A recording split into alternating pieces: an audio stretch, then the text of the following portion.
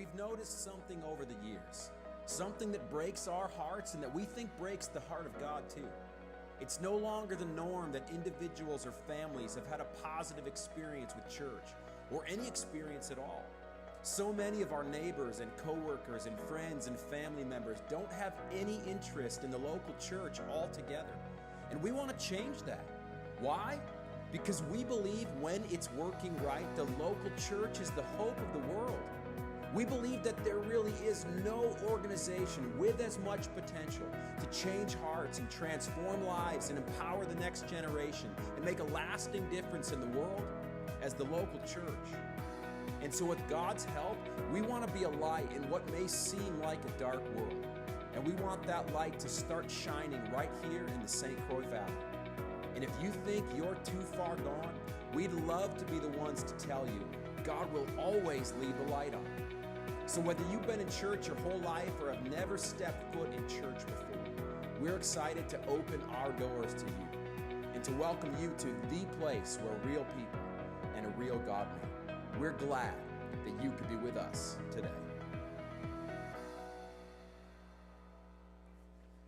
Hey, good morning and welcome to Midcurrent Church. My name is Stan and I'm the pastor here, and we are absolutely thrilled to have you joining us here today. If you call Midcurrent Church home, welcome back, welcome home. And if this is your first time with us, or maybe your first or second time, you're newer to Midcurrent, we want to say an extra special welcome to you. We are absolutely thrilled that you would choose to spend a portion of your Sunday with us, that you would make the choice to walk through those front doors of ours. We think it's one of the best choices that you could make, and so we're thrilled to have you here with us. Whether you're on site or maybe tuning in online right now, we're just absolutely thrilled to be together here today. And we really believe that something special is going to happen in the next 60 minutes here. We do everything that we can here to create spaces and opportunities for real, everyday people just like you and me, and a real God to meet. And we really believe that God is going to meet us here in this place. And we're going to kick things off with some music. Brian and the band have prepared some songs that are going to really, I think, help us to connect to God's heart here more. And we're going to start with a song here that just gives us the opportunity to give thanks, a song that reminds us of the special place that the church is, that this place is, this place that we gather together, that there really is joy and hope here in this place because of Jesus and because of what he has done for us. So I'm really glad that you're here, and I am praying that you might, for the first time or for the 50th time or some other time, I'm praying that you might meet God here in this place in a really powerful way. I'm going to invite you to stand, and Brian in company here behind me are going to lead us in a few moments of music, and we'd love to have you sing along with us.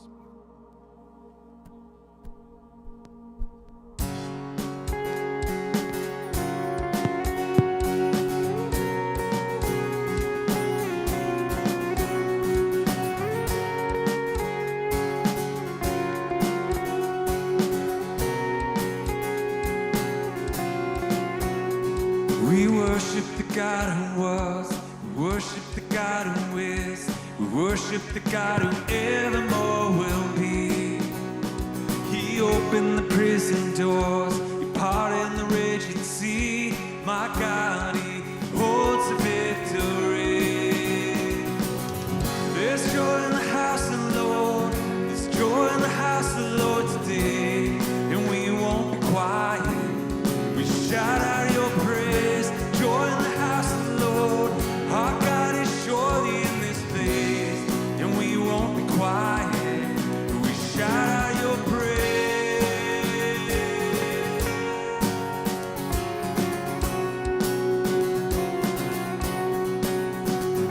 We sing to the God who heals, we sing to the God who saves, we sing to the God who always makes a way. Hung up on that cross, he rose from that grave. My God still rolling stones away. There's joy in the house of the Lord, there's joy in the house of the Lord today, and we won't be quiet. We shout out your praise. Joy in the house of the Lord, our God is surely in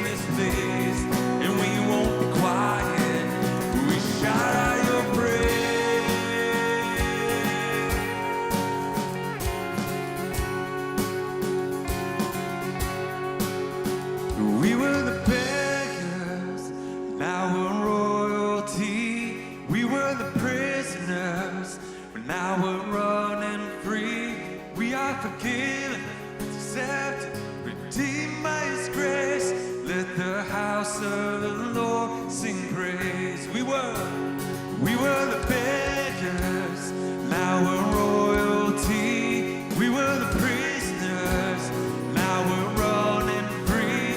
We are forgiven, accepted, redeemed by His grace. Let the house of the Lord sing praise.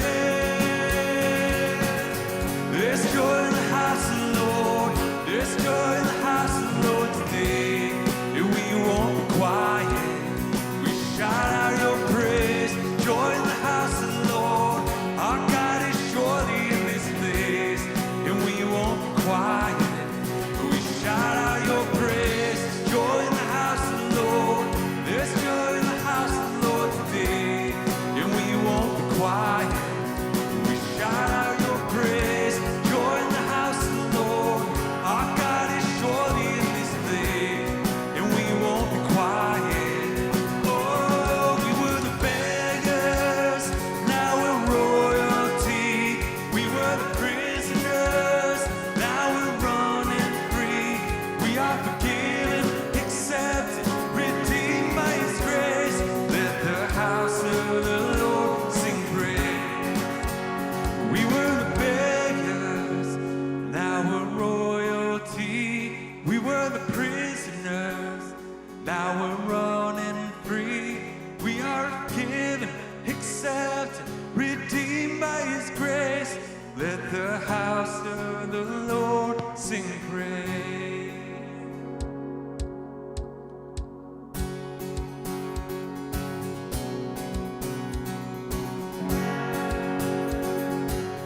I saw Satan fall like lightning. I saw darkness run for cover. But the miracle that I just can't get over, my name is registered in heaven. I believe in signs and wonders. I have resurrection power.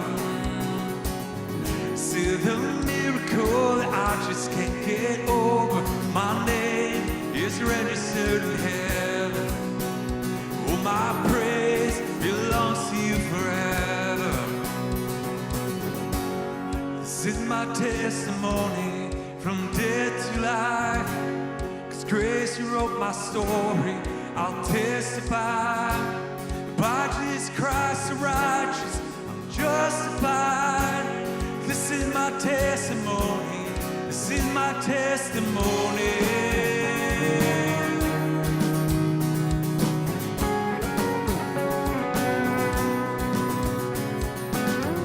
Come together, sons and daughters. We're bought with blood and washed in water. Sing the praises of the Spirit, Son, and Father. Our God will finish what He started. Oh, our God will finish what He started. Oh, this is my testimony from death to life.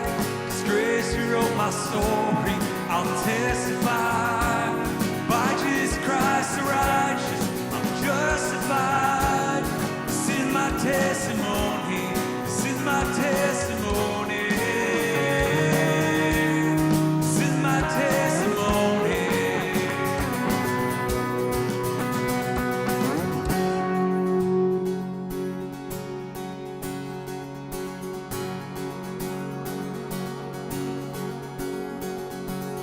If I'm not dead, you're not done. Greater things still to come. Oh, I believe. If I'm not dead, then you're not done. Greater things still to come. Oh, I believe. If I'm not dead, you're not done.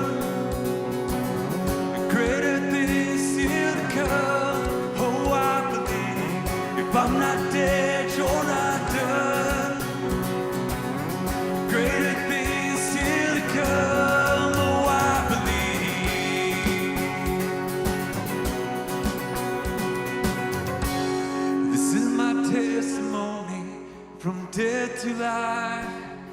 grace you wrote my story. I'll testify. By Jesus Christ the righteous, I'm justified. This is my testimony. Oh, I'm alive. This is my testimony. From death to life. 'Cause grace you wrote my story. I'll testify. By Jesus Christ the righteous, I'm justified. This is my testimony. This is my testimony. This is my testimony.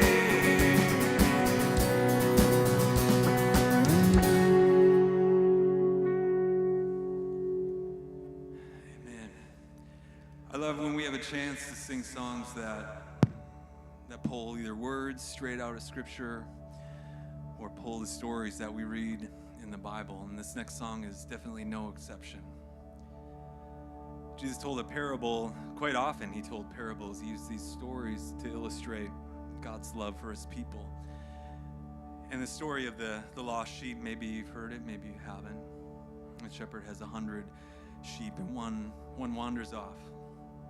The shepherd goes to look for that one, leaving the 99 back there. And some people would call that crazy. That's just one sheep. There's still plenty of others left. But the shepherd cared that much for the sheep that he set out to find it.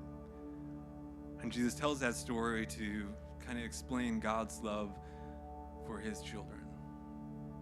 Whenever one of us, whenever I stray, God goes after us. God wants us to come back to the flock. Regardless of the other 99, God cares about you as an individual.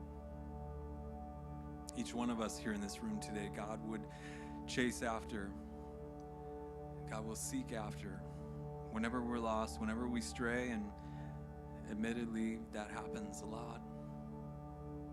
But God keeps pursuing us. Just like the shepherd after that sheep. There's nothing that God will not do to bring his children back into a relationship with him. So as we sing the song, as we worship through these words, let's just give thanks for that. Let's be grateful for that unending love that God has for his people. Despite our best efforts sometimes to distance ourselves from him, it doesn't matter. He still pursues us. He still wants us to come back. And he's always right there waiting for us. And that is good news.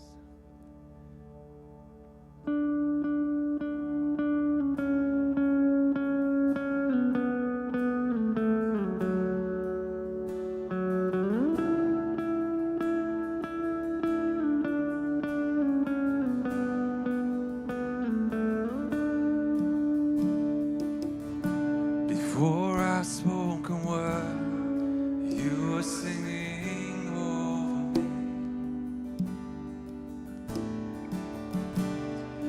You have been so, so good to me.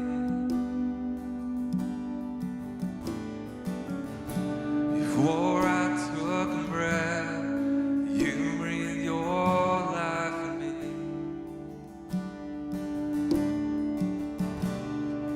You have been so, so kind to me. And oh, the overwhelming, never-ending, reckless love of God. Oh, it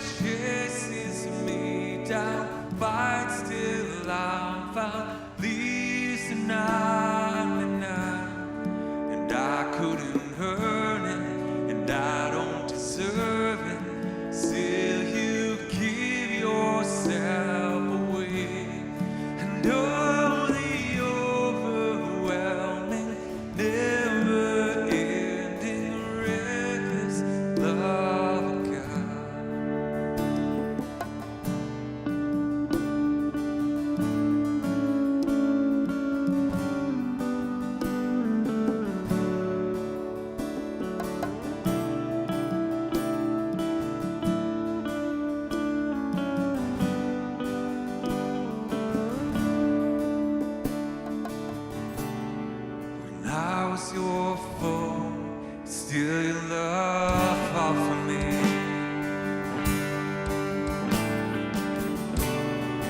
You have been so, so good to me.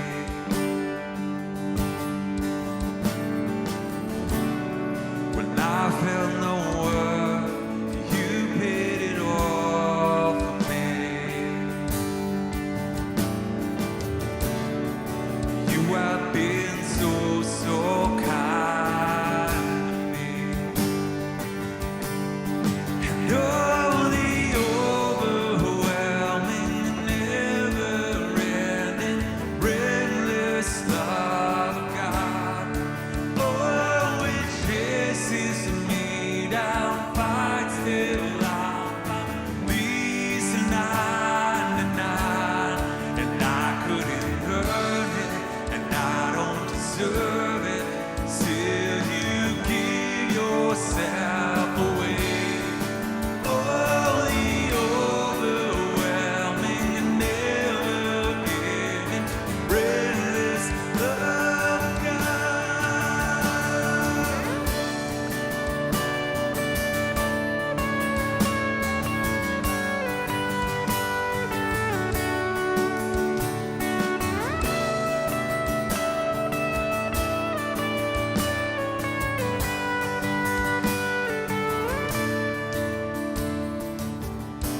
So shadow you won't light up, mountain you won't climb up, coming after me. The stone wall you won't kick down, lie you won't tear down, coming after me. There's no shadow. There's no shadow you won't light up, mountain you won't climb up, coming after me. There's no wall you won't kick down, lie you won't tear down, coming after me. There's no shadow. There's no shadow you won't light up, mountain you won't climb up, coming after me. There's no wall you won't kick down, lie you won't tear down, coming after me. There's no shadow you won't light up, mountain you won't climb up, coming after me. There's no wall you won't kick down, lie you won't tear down, coming after me. Oh, the overwhelming, never-ending, endless love of God. Oh, it chases me down, fights till I'm found, peace and 99, and I couldn't earn it, I don't deserve it. Still, you give yourself away, and oh, the overwhelming, never-ending, breathless love of God.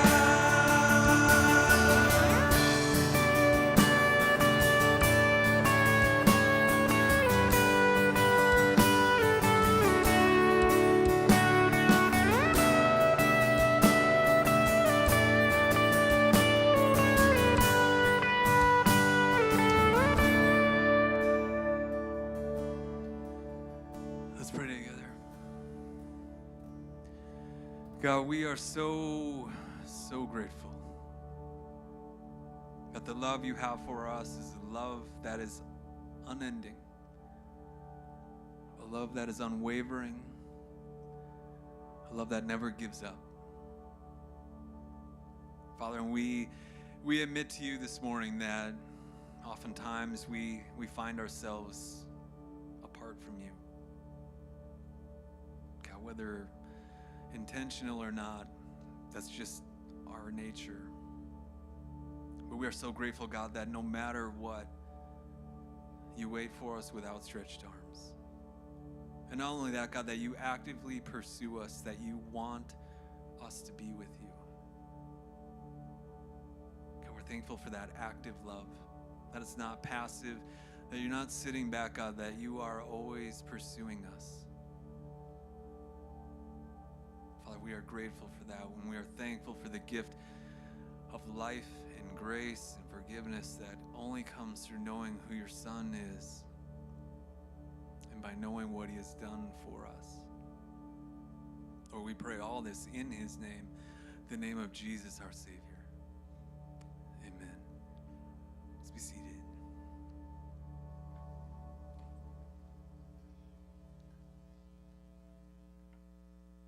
Well, good morning, everybody. Welcome to Midcurrent. My name is Sam, and I am so glad that you chose to join us this morning. Every week that I come here, I'm always amazed. I'm continually amazed at all of the things that Midcurrent is doing and all of the new people that we've got showing up here every week and some of the new faces. So it's encouraging, it's humbling, and if you are new to Midcurrent or you want to learn a little bit more about Midcurrent and what we're doing, I would invite you to attend Meeting Midcurrent immediately following today's service.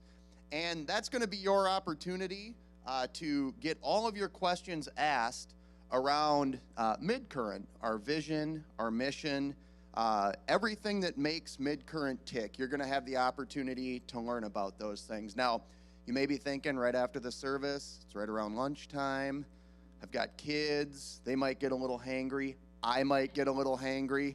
No worries, there's childcare and lunch that will be provided. So I would encourage you guys, if you've got those questions and you want to be a part of that, jump into Meeting Midcurrent after today's service.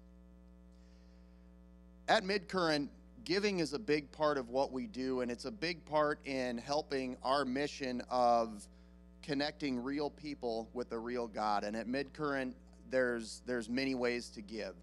You can give at the collection box, you can give online, you can give through text, you can give on the app. So I would encourage you, if you feel compelled to give and you want to be part of that mission and help support Midcurrent in their mission of connecting a real people with a real God, I would encourage you to consider giving. If you're new at Midcurrent, we certainly don't expect anything from you. We are just very grateful that you decided to be here with us today. The one thing that I would ask is that you fill out the connection card, and you can find that either out at the welcome desk or at your seat back pockets in front of you. That just allows us to get in touch with you and keep you up to date as to all things happening at Midcurrent. So if you're new, I would just ask that you fill out that connection card.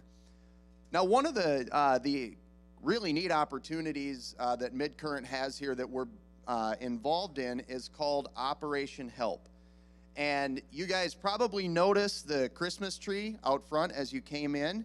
What that is it's our opportunity as a community to help folks in the community that may need some help this holiday season.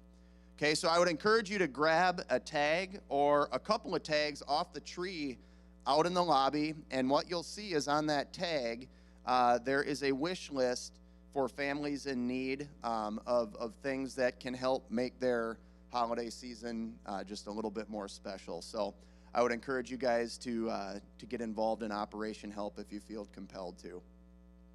All right, so I'm excited to turn it over to Pastor Sten Carlson. He's going to take us through today's message in week 3 of If I Could Edit the Bible.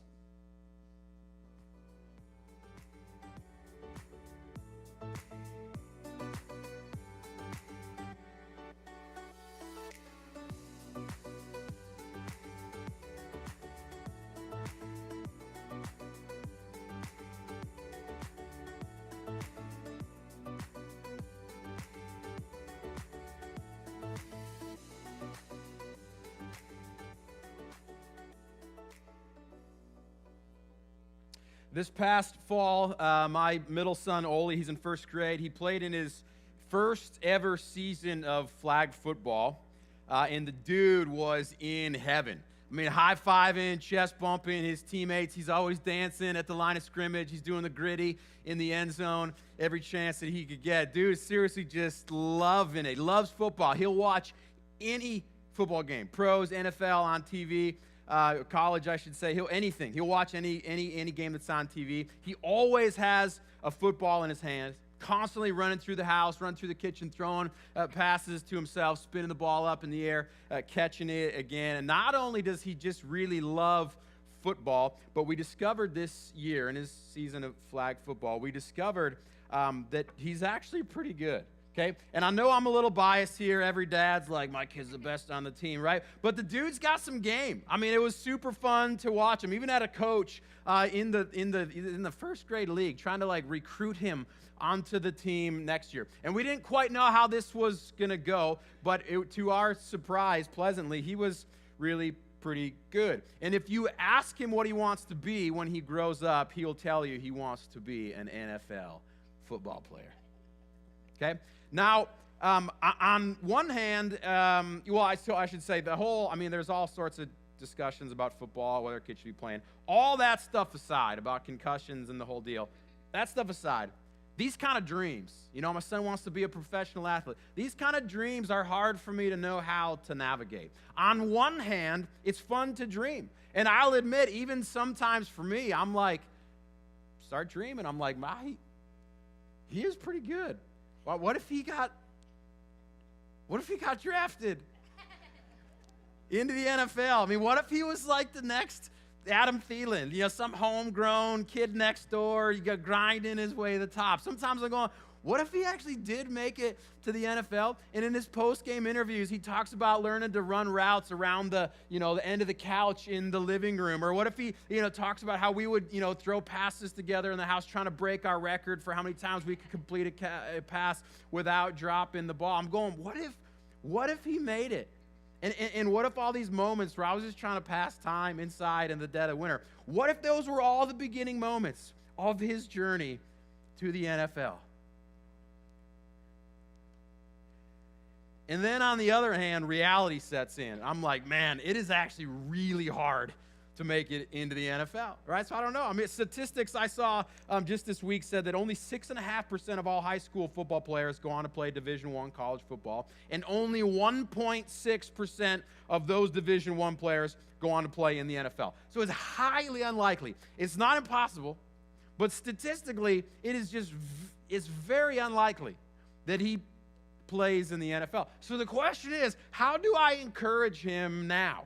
I mean, do I encourage these kinds of dreams? Should we pursue them as a family, or do I let him down gently, that his flag football highlight reel, it might be like the peak of his career? Or is there somewhere in the middle? I don't know. But isn't it hard to know the heights that we should encourage our kids or ourselves or our spouse or our friends to reach for? It's hard to know the heights that we should encourage anyone to reach for. I mean, the question is, can they or can we really become a professional athlete or a famous actor or actress or a rock star? Or can we become, the president of the United States?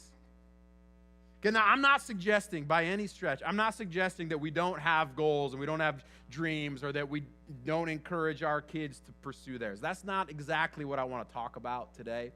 But what I do want to put under the microscope just a little bit is the motivation that we use, because I think it needs some tweaking. What I do want to put under the microscope is the motivation that we use as Jesus followers, for those of us who would consider ourselves that. What I do want to put under the microscope is the motivation that we use to encourage people, ourselves or our spouse or our kids, to pursue their dreams. Do you ever think about this, the kind of motivation we throw out there? Most people, you hear this all the time, most people throw around phrases like, reach for the stars, right? Never stop dreaming. And Jesus followers, here's the deal. Jesus followers can do one better than just reach for the stars, right? We have the Bible to provide us with direction and with hope and with encouragement for the big dreams that we dream or for the big mountains that we have to climb. And so Christians, right, we don't just settle for little, catchy phrases about reaching for the stars. Christians turn to the Bible, and oftentimes they turn to one verse in particular that seems to provide the motivation that they need, that we need for whatever situation we might be in, that we need a little boost for. There's one verse that Christians love to refer to. What verse is that? is Philippians chapter 4, verse 13. I'll read it for you in a second, but here's the deal. Paul, he's one of the first church leaders ever. He's writing to some of the first ever Jesus followers in the city of Philippi. And here's what he writes that Christians love to repeat in order to pump themselves up. Paul writes, "For I can do all things through him, through Christ, who gives me strength." He writes, "For I can do all things through Christ, who gives me strength." You ever heard this before?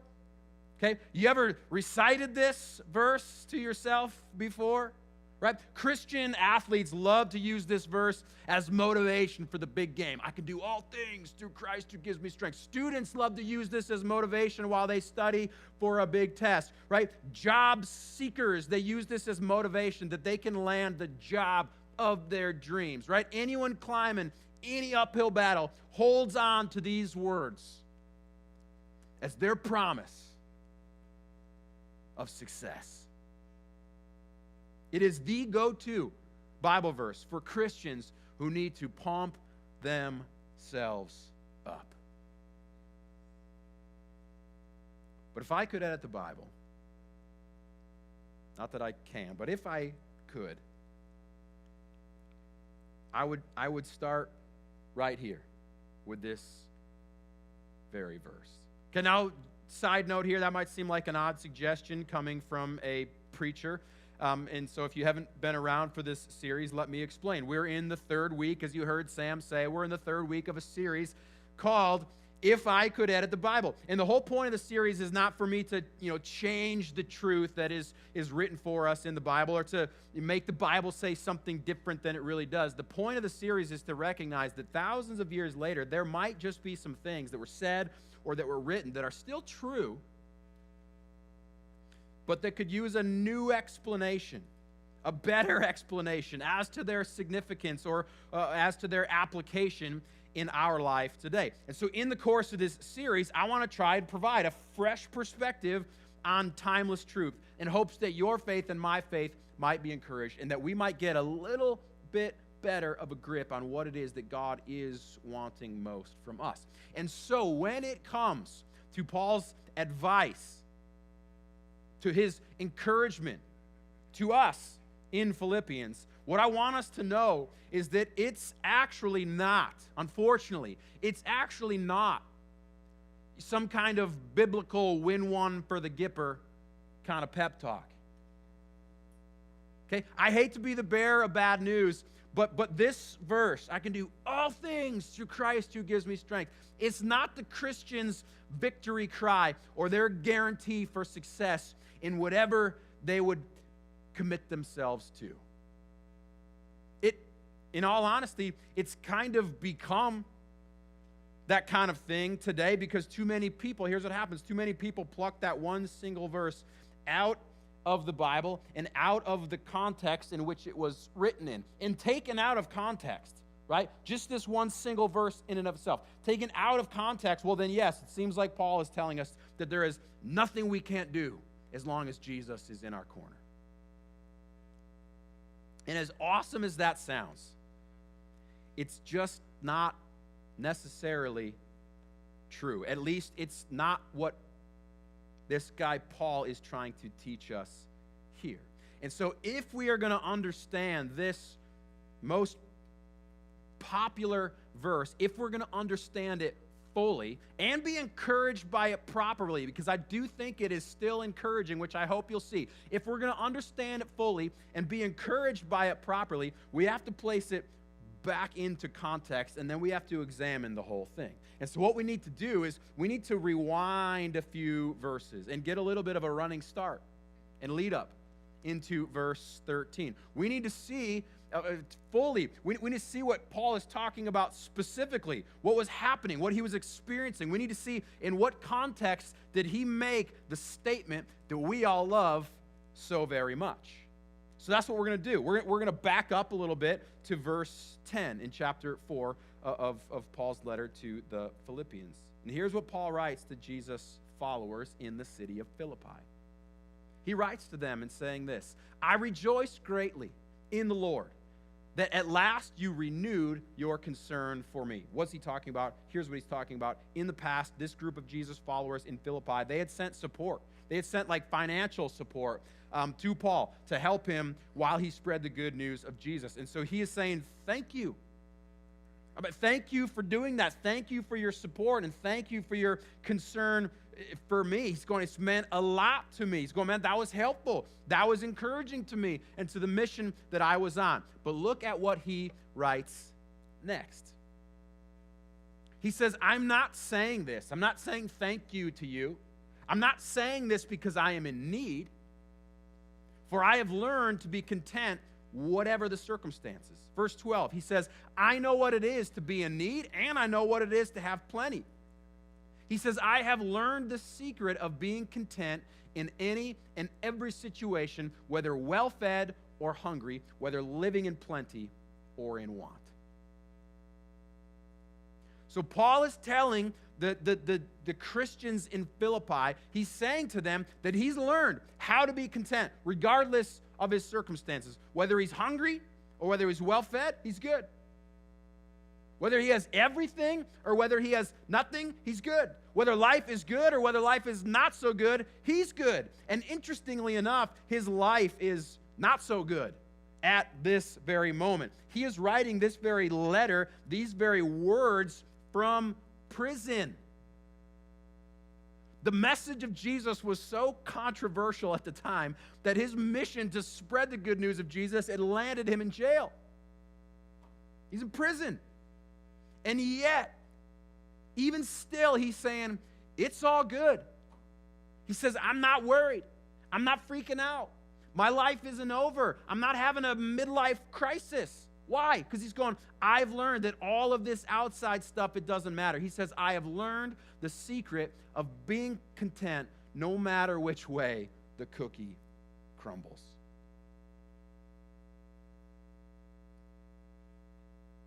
How is this possible? Right? How can he be that steady and that secure? And what is this secret that he has learned? Because I'm interested. Well, the secret is precisely what he writes in verse 13. This verse that we all love so much. Right? The secret is what he writes, that he's good, that he's okay because he can do all things, as we like to say, through Christ who gives him strength. That's where this verse comes from. After this list of he's saying, I found the secret to being content no matter the circumstances. And then he says, I can do all things through Christ who gives me strength. And what we're going to see is that this is actually encouraging for us. It should be encouraging for us. It's just not the kind of encouragement that we maybe thought it was. You see, even if I said nothing more today, I hope at least, I think you would start to realize from the greater context that I just kind of shared with you, I think and I hope you would start to realize, okay, that this is not Paul's encouragement to these first Jesus followers that they could become professional chariot racers if they put their minds to it. Now he's sending, I hope you would see when I read this whole deal, I hope you would see that he's sending a different kind of message, a message about being content, not based on circumstances, but rather on a person, which is Jesus. See, in this context, I think that it starts to become clear, or at least it starts to, we start to see that it would be a little more accurate, actually, a little more helpful to the reader if this was translated for us as Paul saying that he can do all of this. Not just I can do all things, but that he can do all of this, which some translations do add. It's very helpful, right? It would be helpful for us to understand that what he's saying is that he can do all of these things specifically. Not just anything, but he's saying I can do these things specifically. That the things that he just listed off, the highs and the lows, the well-fed or the hungry, the plenty or the want, the free or in prison, the good, the bad, and the ugly. He's saying he can do all of those things. He can do all of that through Christ who gives him strength. That because of Jesus, he's saying, I'm going to be all right no matter what comes my way. You see, the question is, man, where do we get off on this? And it comes down to how we put all this together in the Bibles that we have. You see, the word in our English Bibles, the word that's translated as do all things, right? I can do all things through Christ who gives me strength. That one word is the Greek word ischio, which actually isn't suggesting anything about the special abilities that we have to accomplish great success in life with Jesus by our side. It has no predictive, like future, forecasting to it. It's a word. It does mean to have power and to have strength in the moment, but more specifically, one definition makes it clear for us. More specifically, it means to have strength to overcome. It's not just some kind of like do anything, right? It's about strength to have overcome what's in the moment. What context reveals to us is that Paul is really saying, I have the strength to overcome all of these things that I just wrote about. It's not just a vague blank check promise that we can do anything we put our mind to. It's not the biblical foundation for why it is that we should, teach our kids that they can be anything they want to be. Now, I'm not saying, I want to be clear, I'm not saying that we shouldn't dream big. I'm not saying that we shouldn't teach our kids to reach for the stars, but what I am saying is that this Bible verse is not the motivation for it. Okay, this verse is not, a war cry to go and conquer. It's not motivation to achieve success professionally or academically or athletically. It's not written to challenge the strong to become even stronger. Rather, and this is what I think is such good news for you and me, rather, it's written to encourage the weak and those who find themselves in difficult circumstances. It's not written for the strong to become stronger. It's written for the weak to find hope in the situations in which they find themselves. And isn't that, not all the time, but isn't that so much of where we live our life today and in the moments in between, in valleys of disappointment or discouragement? Paul writes these words in the middle of some of the most difficult circumstances in his own life, and yet he's saying, I got the strength to overcome it because of the strength that I receive from Jesus, not the strength that I receive from picture-perfect circumstances or from a pain-free existence. It's not the strength that I receive from being well-fed or having everything I want. It's not the strength that I receive from, the freedom on the other side of these bars that I'm sitting behind, but it's the strength that I have and that I receive from Jesus. I think he's trying to say, hey, circumstances change, but Jesus never does. His love never does. His grace for us never does. So, if I could edit the Bible, then, okay, I wouldn't necessarily go around saying, I can do all things through Christ who gives me strength. That sounds nice, right? That's a good, Christian quote to, put on t-shirts and to post on Facebook, right?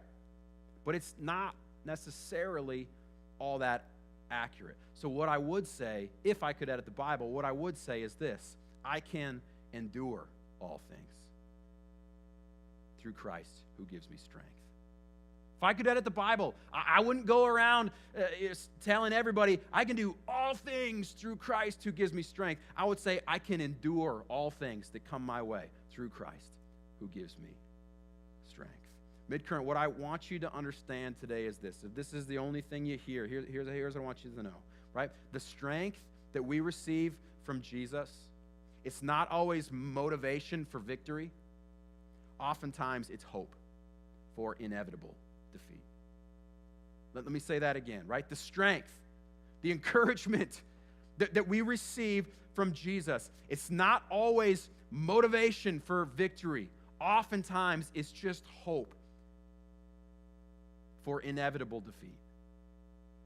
Right? Jesus told us that in this world, he said, in this world, we would have trouble. It was almost a guarantee that we would experience hurt and pain and loss and evil and disappointment and setback, that we would get knocked off our feet.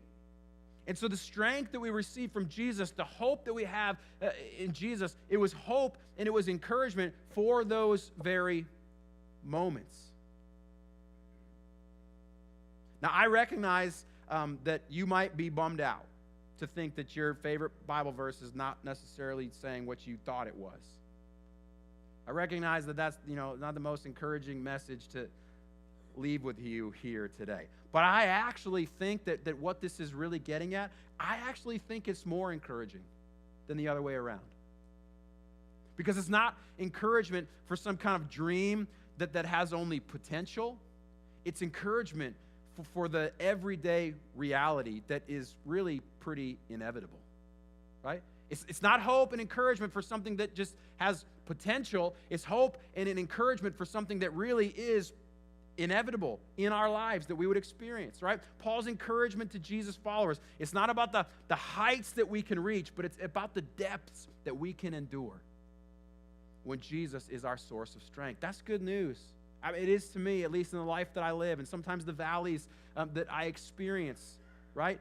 It's not about the heights that we can reach, but it's about the depths that we can endure when Jesus is our source of strength.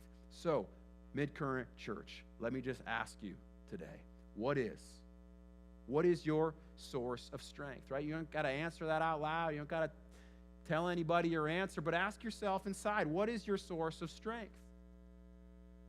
Or better yet, if that's hard for you to kind of evaluate in yourself, think of it like this. If you were to ask the 5 people closest to you, the 5 people closest to you in your life, where would they say that it is that you draw your strength? Or where would they say it is that you draw your motivation or your security or your confidence for the lower moments in your life? What would they say if you asked them where it is that you draw strength from every day? What would they say? What would they see in you? What would they experience in you? See, the reality is, I think so many people today, and this 100% includes me too, right? Too many people today, we draw strength and we draw confidence and we draw security and we draw our identity and our value from things that simply do not last.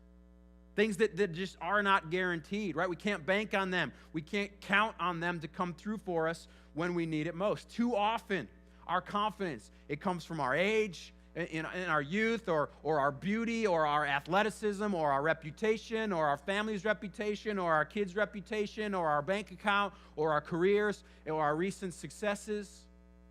That's where we draw strength and motivation and security and contentment. And I'm not saying there's anything wrong. Please don't misunderstand me. I'm not saying there's anything wrong with any of that. It's just that none of that is guaranteed to last.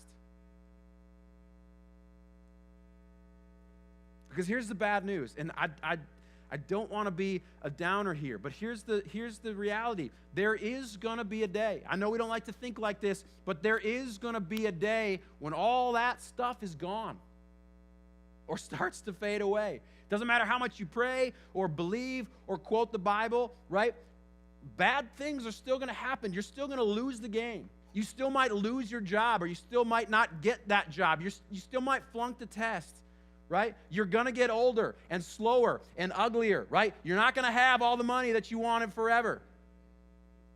Life is going to happen to you and to me. The other scenario is this. Maybe life hasn't happened to you yet. Maybe none of all that stuff is fading away yet, but maybe you're starting to realize that it's losing its luster. It's not fading. But you realize, you're starting to feel that it's just losing its luster. You have the dream everything. You have the dream spouse, the dream house, the dream job. You have your health and your good looks, and you still have money and all your successes, and yet, if you were honest with yourself, you would admit you're still feeling a little empty. You're still feeling anxious that you can't put your finger on it, right? You still can't ever find rest. You still can't ever find peace, and inevitably you still feel like something is missing from your life. I'd say it's because you're drawing strength and you're finding contentment from things that just don't satisfy for the long haul, things that do not supply the strength that we are after in the first place.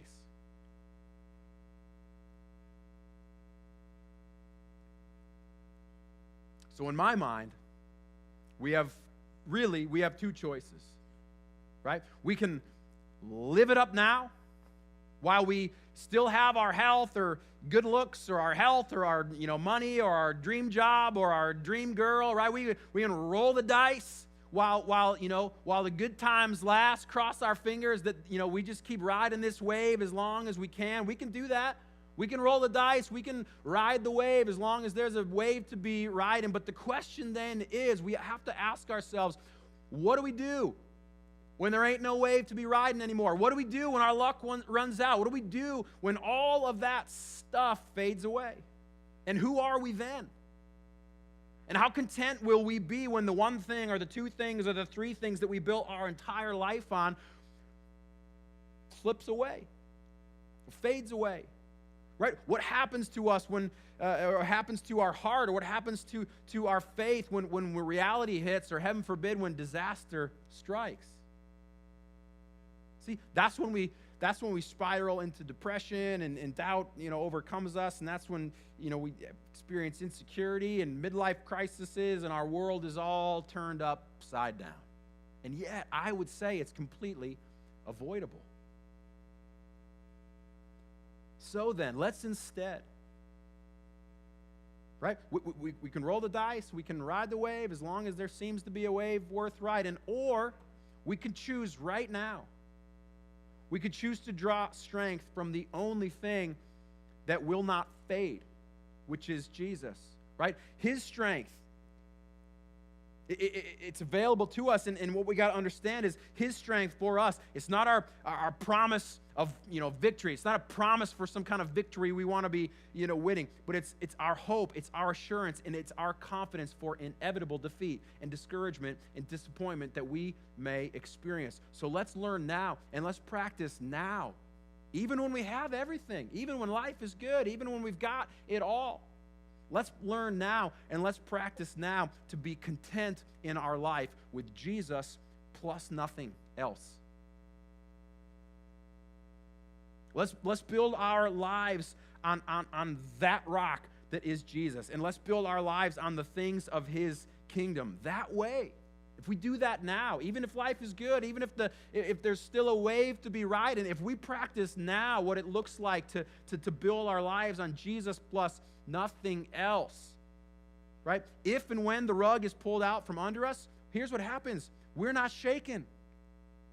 We're not moved. Everything doesn't crumble underneath our feet. We're not overcome with fear or doubt or worry, right? We don't spiral into midlife crisis. Why? Because our foundation didn't change.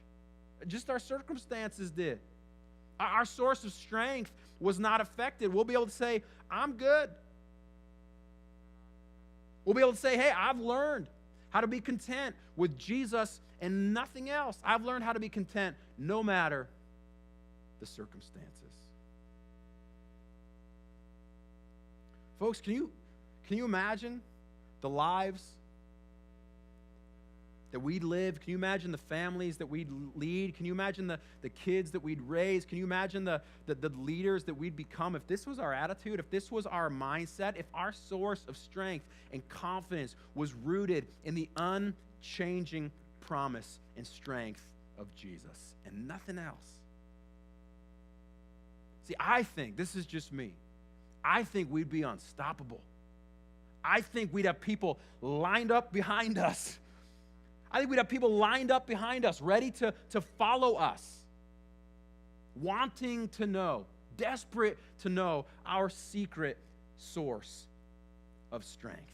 And the best thing about this secret is that it's a secret that I want the whole world to know. Starting with you. And so here's the deal. As I wrap this up, I want to pivot and make an invitation to you. Maybe someone sitting here today, maybe someone viewing online. If you've never said yes to Jesus, or if you've never put your faith in Him and in Him alone, right? If you've never made the decision for Jesus to be the only true source of strength that you depend on, then I want to invite you to do that today so that you might be today, right, making a choice to build your life on a foundation that does not change. So here's what I'm going to do. I'm going to close us in a word of prayer right now. And I'm going to invite you, if this is you, if you're saying, hey, you know what? Now is my time. This is the moment. Now is my moment to raise my hand, to put my hope, to put my trust in Jesus, and to depend on him only. If that's you, if that's a decision you're feeling like, hey, now is the time, I want to invite you to pray this next prayer with me. Let's bow our heads.